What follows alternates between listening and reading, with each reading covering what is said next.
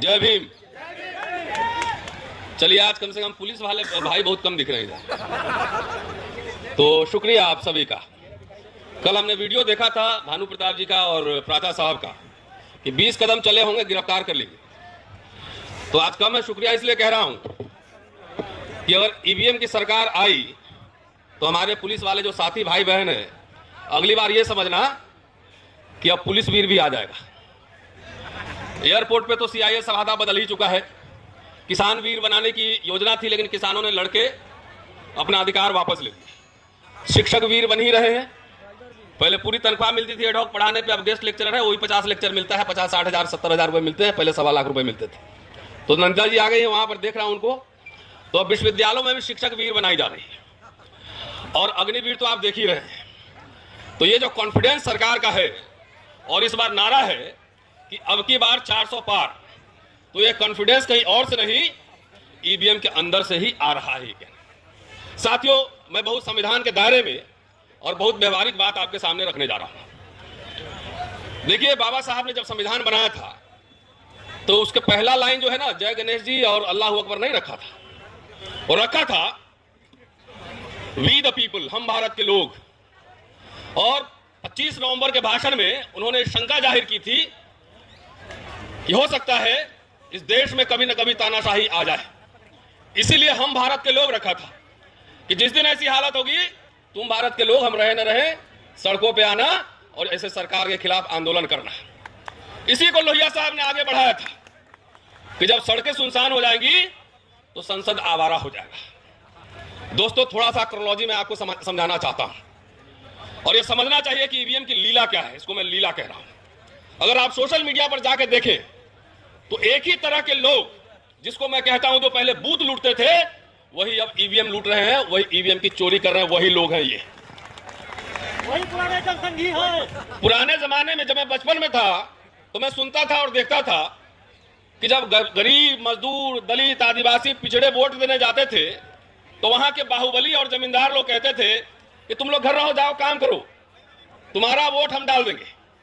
और लाठी और बंदूक के बल पे वोट नहीं देने दिया जाता था। जब वोट की चेतना बढ़ी, जब हमने देखा कि अपने दिहाड़ी छोड़ करके भी लोग बूथ पर जा रहे हैं, उसी समय से ईवीएम की लीला जारी है। साथियों, डॉक्टर अंबेडकर ने 25 नवंबर को कहा था कि हम आज द्वंद्व के युग में प्रवेश कर रहे हैं। राजनीतिक समानता तो होगी, एक वोट एक व्यक्ति, टाटा का भी एक वोट, अडवाणी जी का भी एक वोट, अडानी जी का भी एक वोट, और हमारा भी एक वोट, लेकिन सामाजिक और आर्थिक गैर बराबरी होगी। लेकिन आज वो एक वोट हम जो देते हैं उसकी भी डकैती हो रही है। मैं ईवीएम को कहता हूं कि दुनिया का, अगर भारत दुनिया की सबसे बड़ी लोकशाही है तो ईवीएम जो है दुनिया की सबसे बड़ी डकैती है, सबसे बड़ी डकैती है। जो संघर्ष करके डॉक्टर अंबेडकर, लोहिया, बाबू जगदेव प्रसाद, कर्पूरी ठाकुर, लालू यादव, कांशीराम, मुलायम सिंह यादव, पेरियार, ऐसे लोगों ने जब संघर्ष करके आपके अंदर चेतना लाई, खासतौर से मैं दलित, पिछड़े, आदिवासियों को कह रहा हूं कि वोट हमारा, राज तुम्हारा नहीं चलेगा, और ये परिवर्तन जब होने लगा तभी से ईवीएम की लीला शुरू हुई है। ये समझिए बात, एक क्रोनोलॉजी में समझा रहा हूं कि जब हमारे लोग वोट देने के लिए जागरूक हुए तब से आपकी वोट की डकैती शुरू हो गई। साथियों, एक दो बात और मैं कहना चाहता हूं, बहुत सारे वक्ता हैं कि देखिए, कोई भी टेक्नोलॉजी आता है, मैं शिक्षक हूं, इतिहास पढ़ाता हूं, तो वो बेहतरी के लिए आता है। सबसे पहले ईवीएम का प्रयोग 1980 में केरला में हुआ था और उसको कोर्ट ने टर्न डाउन कर दिया था। अगर ईवीएम लाया गया तो इसलिए ये दिमाग में रहा होगा, मैं ईवीएम का समर्थन नहीं करता, और ईवीएम के खिलाफ कितने आंदोलन हम लोगों ने 10 साल में किए लोग जानते हैं। इंटेंशन क्या है यह जानना जरूरी है। जैसे अभी ईडी कानून पिछले सरकार ने लाया था, लेकिन इस सरकार ने संशोधन करके अब आपके जेब में 10 रुपया भी है तभी ईडी वाला पकड़ लेगा, तब भी ईडी वाला पकड़ लेगा। उसी तरह का जब ईवीएम आया था, आज कांग्रेस पार्टी भी उसका विरोध कर रही है। अगर सब समय डकैती होता रहता तो 1914 में सरकार, 2014 में सरकार कैसे बदलती?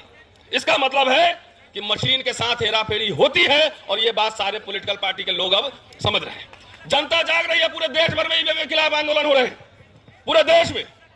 मैं सिर्फ 2 प्रस्ताव रखना चाह रहा हूं कि ईवीएम जो है वो हटेगा संसद से। जब तक पीपल्स रिप्रेजेंटेशन एक्ट में बदलाव नहीं होगा तब तक ये मामला बनने वाला नहीं। तो तो इसलिए हम चाहते हैं कि जब ईवीएम से अगर चुनाव भी हो, भानु प्रताप जी, 100% ईवीएम की काउंटिंग, सॉरी वीवीपैट की काउंटिंग हो। अगर मैं वोट दे रहा हूं, हाथ में हमारी पर्ची आए और हम देख करके मैंने किसको वोट दिया था, वो जो है हम बैलेट बॉक्स में डालें और उसकी गिनती हो, मशीन की गिनती नहीं हो। यह सबसे महत्वपूर्ण बात है। दूसरी बात, आज जो यहां कोऑर्डिनेशन कमेटी बनेगी, उनसे हम आग्रह करते हैं, और साथियों एक सांस में जो है ना, सबको पार्टी नहीं बनाया जाता है। एक साथ में इंडिया भी वही है और एनडीए भी वही है, यह कहना ठीक नहीं है। ये लड़ाई जनता के बीच सड़क पर और पार्लियामेंट में लड़ी जाएगी। इसलिए मेरा आग्रह है कि आज एक डेलीगेशन कमेटी बने और सारे पार्टी के राष्ट्रीय अध्यक्षों से मिला जाए और उनको यह कहा जाए कि अपने मैनिफेस्टो में डालो कि जब हम सरकार में आएंगे तो पीपुल्स रिप्रेजेंटेशन एक्ट को हम हटाएंगे और बैलेट पेपर लाएंगे। यह सबसे जरूरी है, यह जरूरी है। राजनेताओं ने यह बात सही है कि आजकल जो आंदोलन करते हैं सिर्फ अपने कार्यकर्ताओं का आंदोलन करते हैं। उनसे यह आग्रह किया जाएगा कि जन संवाद और जन कार्रवाई शुरू किया जाए, मैनिफेस्टो में लाया जाए। हम लोग अपने संसाधन से हर समय ये आंदोलन को आगे बढ़ा रहे हैं, लेकिन यही खास तौर से मैं इंडिया अलायंस को कह रहा हूं कि अपने मैनिफेस्टो में ये लाए कि सरकार हमारी आएगी, ईवीएम बंद करेंगे और बैलेट पेपर से चुनाव होगा। इसके लिए एक डेलीगेशन का आज ये निर्माण हो, चुनाव आयोग से ही मिलेंगे। और जैसा कि भानु प्रताप जी ने कहा है कि सुप्रीम कोर्ट के चीफ जस्टिस के पास भी डेलीगेशन लेके चलेंगे, क्योंकि 19 लाख ईवीएम का मसला अभी कोर्ट में लंबित है।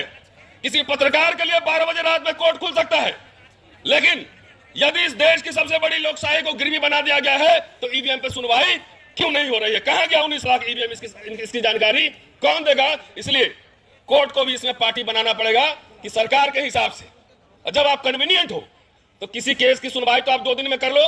पिछले चुनाव से अगला चुनाव आ गया, 5 साल हो गया, ईवीएम पे सुनवाई नहीं हो रही है।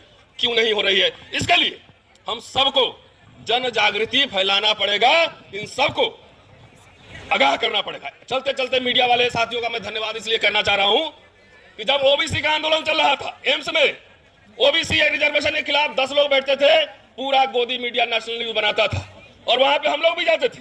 200 लोग वहां पे धरने पे बैठते थे आरक्षण के समर्थन में, उसकी कोई न्यूज नहीं छपती थी। आज यहाँ पे गोदी मीडिया नहीं है, इसलिए चलते चलते आप सबका शुक्रिया कि आप सबकी वजह से करोड़ों लोग के पास हमारी आवाज पहुंच रही है। शुक्रिया, जय भीम।